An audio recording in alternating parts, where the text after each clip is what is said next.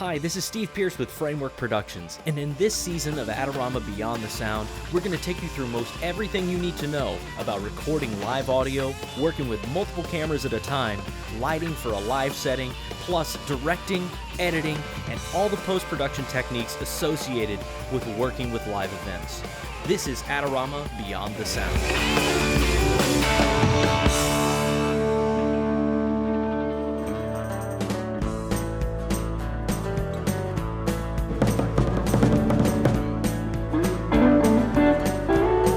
My sound, it's sort of indie pop, but it's based very much on my ethnicity. I'm a Jewish woman, and so it's sort of the sound of my people, what I grew up with. There's a lot of layered vocals.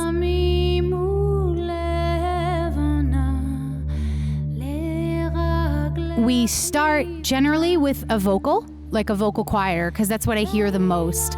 And so we'll sing that out and then begin to build the sound around that. But the sound is developed around minor chords. There's a lot of minor harmony in my ethnicity. And then I usually call in someone like Jacob or my dear friend Brian Bender, and they are amazing at programming synths. And so we add synth as well as drums.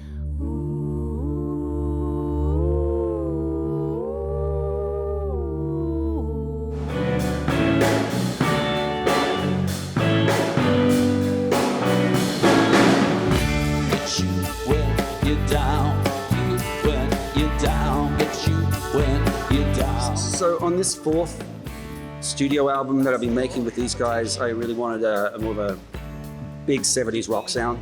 Not as in big rock, but definitely a retro revival rock sound. When we were in rehearsal, there was a lot of toing and froing about what was the appropriate line or the appropriate sound. What kind of bass do you play, Brian? Today I was playing a 66 Fender jazz bass. We really, for that song Bad Girl, we did go through a couple basses to try to find the right fat, fuzzy bass sound. When people think it's good and name, she replies with an eye roll. I'm 17 and I'm insane, and she take them to dance.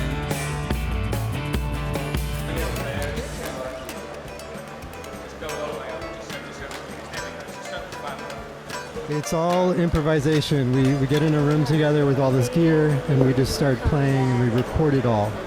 And then our material comes out of those recordings. We play modified guitars. We play this thing which is called the Gase, which is a hybrid of a bass and a guitar.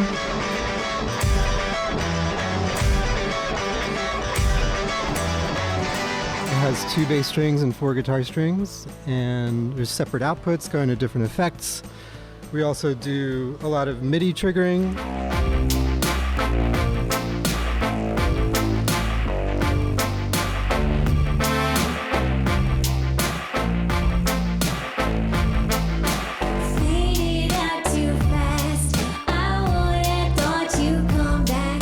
Bass drum is triggering samples as we play. We have like a pad thing. Erin has a keyboard. I have some stuff. You also play. Oh,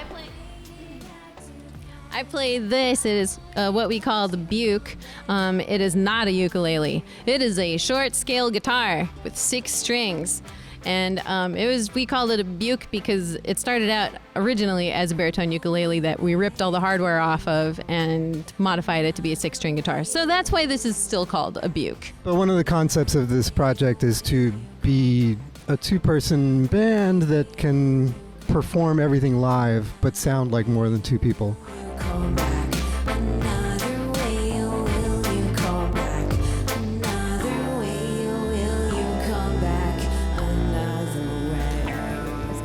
A lot of synthesizers. So today I'm playing a Yamaha Reface CP, my favorite synthesizer on the planet and maybe my favorite thing on earth. And I trigger everything with an Ableton push. I play synthesizers. My setup is kind of a hybrid setup. I use one MIDI controller to play samples from Ableton Live, and I use a second MIDI controller to control effects and program changes also in Ableton. And then I have a Prophet 12 hardware synthesizer that I'm playing from the primary MIDI controller.